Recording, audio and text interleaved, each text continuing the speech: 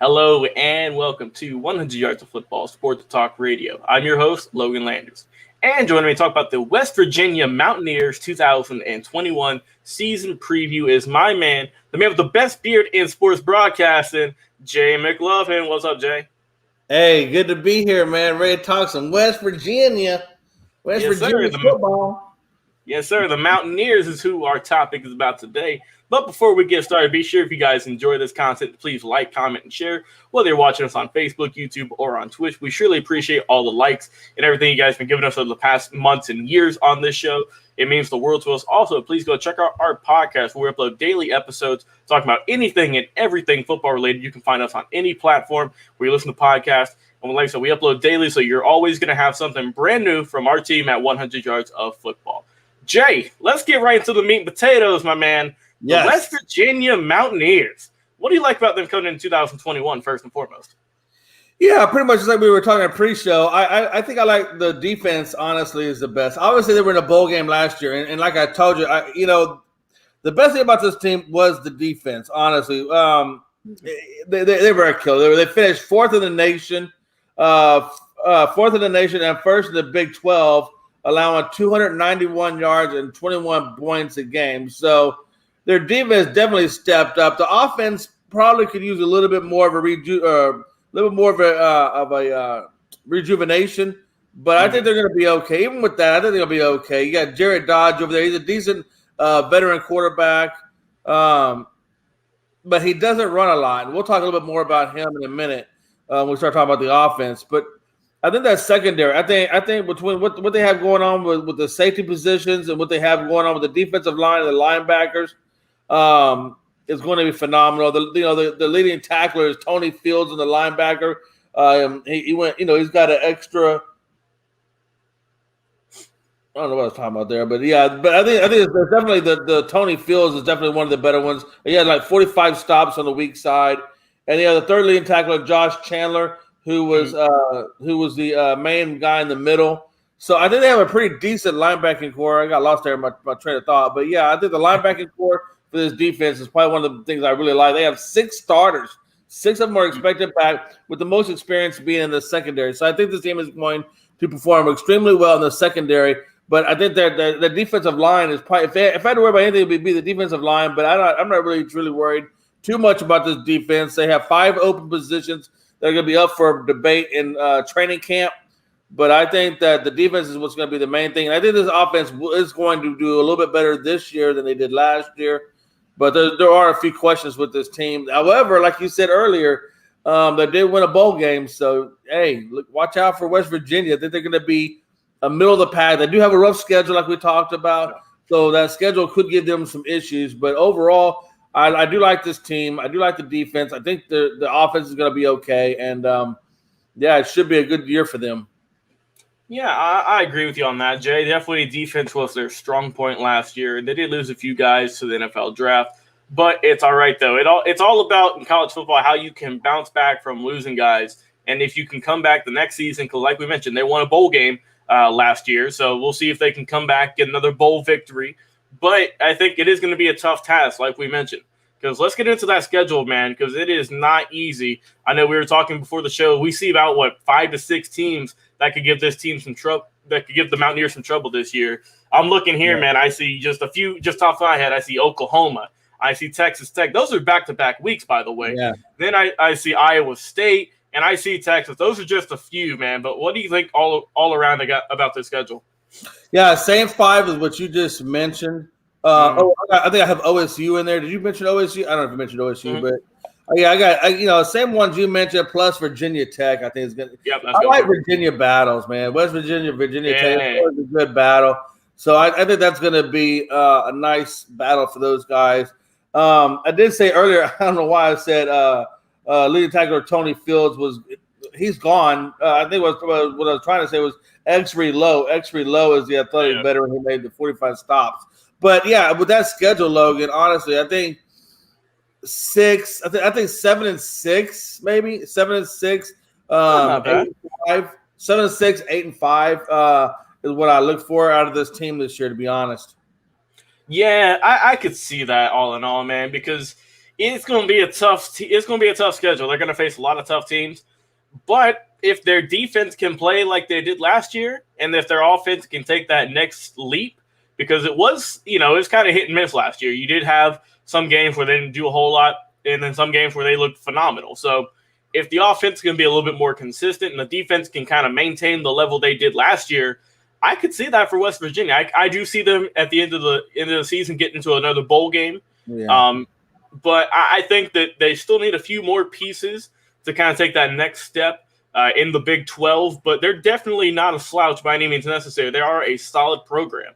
But, hey, what's a team without the players, Jay? So tell me some of the guys you have circled on your notes there who you think could help out this West Virginia Mountaineers team, whether it's on offense or on defense. Right. One thing I wanted to point out real quick, Logan, if I may, their O-line gave up way too many tackles for loss. So I don't really particularly like too many of the players. I'm not a big fan of too many of the players that were on the offensive line. I think that's probably one of their biggest weaknesses with that. But with that being said, I like Jarrett Dodge or Duke. I'm gonna say his name wrong. Dodge, Duke, something like it's Doege. I think it's Douche, something like that. I don't know. But anyway, I like the quarterback Jarrett. I'm just gonna call him Jarrett because I hate his last name. There you go. But I do like their veteran quarterback.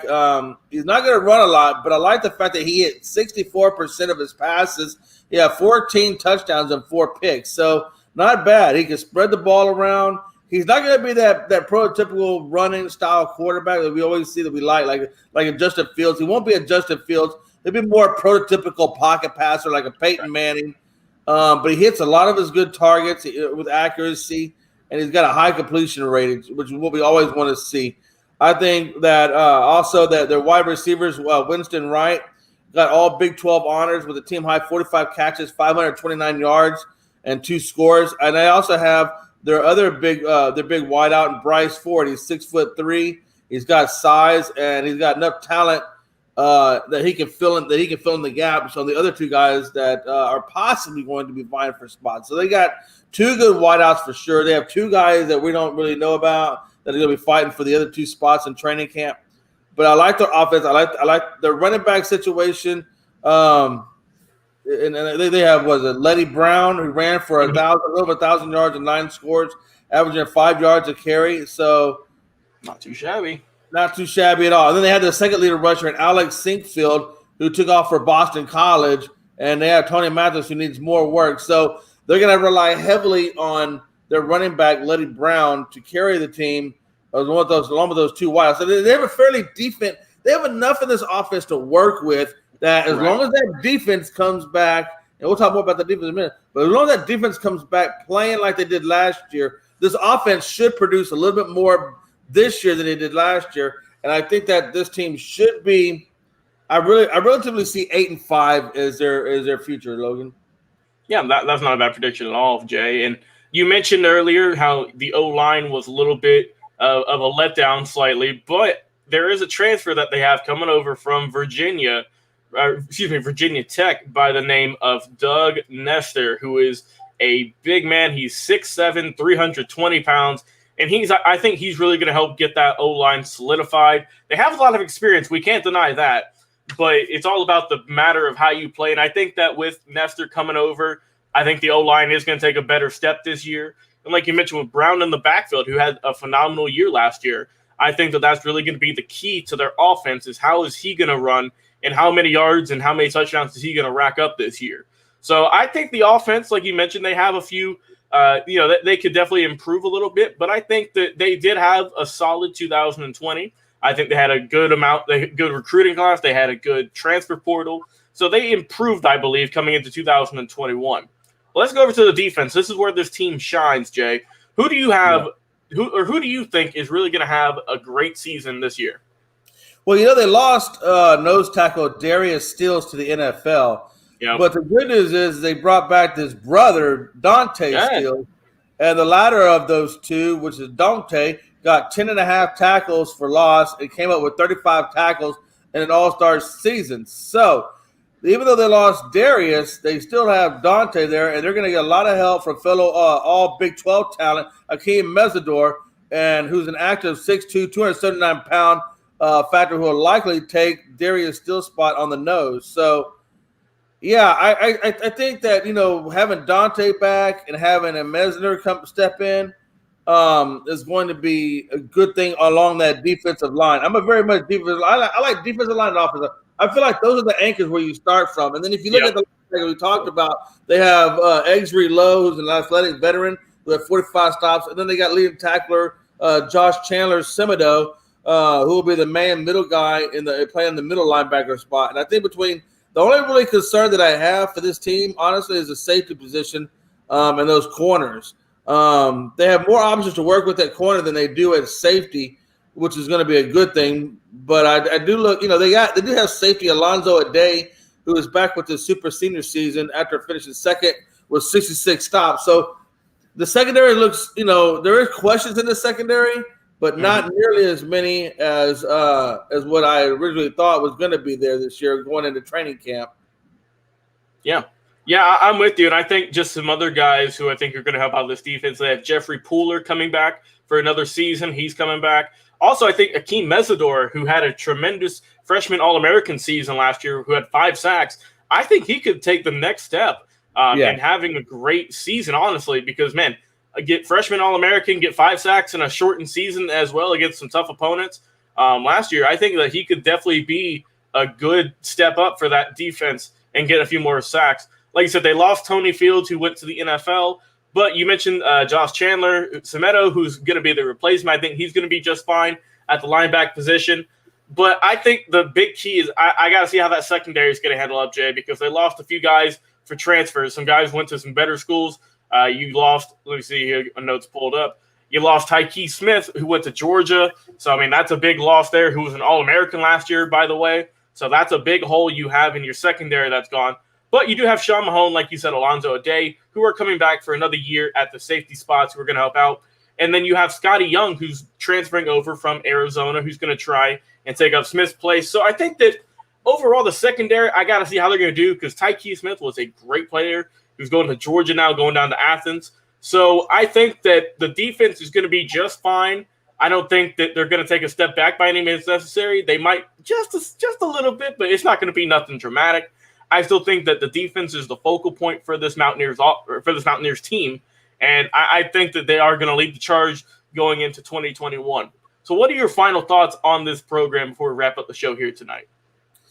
Yeah, so a couple of things. I think the offensive player, the best offensive player they have is Letty Brown, the running back. So Letty Brown is going to have to keep on running like he did last year and not slow down for this team to be successful on the offensive side of the ball. On the defensive side, like I mentioned earlier, Dante Steele, the guy is just a versatile guy who can do a lot of different things, and I think he's going to get top honors again this year. Having said that, I do like the transfer, like you talked about on the offensive line, and Doug Nestor, and I think the keys to the offense is going to be get more out of the O-line, and that's what they're going to have to do. They're going to be brought in Nestor, like you mentioned, from Virginia Tech.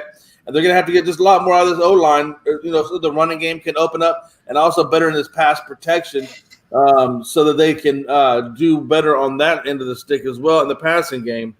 The D was amazing overall, like we talked about. They allowed offenses to convert just 39%. So they did a lot. They did a good job on not letting them convert on third downs. However, the 4 losses also happened to come on the 4 worst days by the defense by third downs as well. So they have given up the third downs on 4 of those losses that they had last year. So they continue to convert on the third down and not give it too much that on that end of the stick, then they're going to be just fine. So the key for defense is make sure you continue to get those third down stops all the way through the end of the season and not just through part of the season. And I think for the team to be totally successful, and I'll wrap it up with this, is Jared Dodge, however you want to say his name. He had close to 7,500 career yards, and he is careful with the ball. And I think as long as he continues to convert those passes and not turn the ball over, this team will be just fine. Yeah, I think that this is going to be a solid season if you're a Mountaineers fan. And like you said, I think the defense, you lost a lot of star power, but I think you have a good amount of replacements who can come in and who can make up as much as you can for all the talent lost, whether it's from the draft or from the transfers. But I think the offense is going to take a big step this year. You got a lot more veterans coming in. They're more experienced, and they know what they need to do, what they need to stop, and what they need to limit. coming into 2021. And just my final thoughts, Jay. I'm going to take a page out of my guy Vincent Turner's playbook. He always brings some nice songs on the program. And this one was pretty much out there. I had to grab it. It's by the great John Denver. Country Roads, Take Me Home. Hey, there you go. Sing it, Jay. Sing it. West Virginia, Mountain Mama. Virginia. It's going to be a good season if you're a Mountaineers fan. I think you're going to be just fine. You got a lot of home games facing Virginia Tech at home, by the way. So that's going to be a good one there. Definitely some home cooking. And I know some John Denver's going to be playing in the background during that game as well. Well, hey, if you guys have enjoyed this video here tonight, please be sure to thank you guys so much for tuning in. Please be sure to like, comment, share, and subscribe. Also, be sure to go check out our podcast if you've not done so already. We are available on pretty much every single podcast platform you can think of, like Spotify, Apple Podcasts, iTunes, iHeartRadio. We're available on Audible now with Amazon, so please go check us out over there.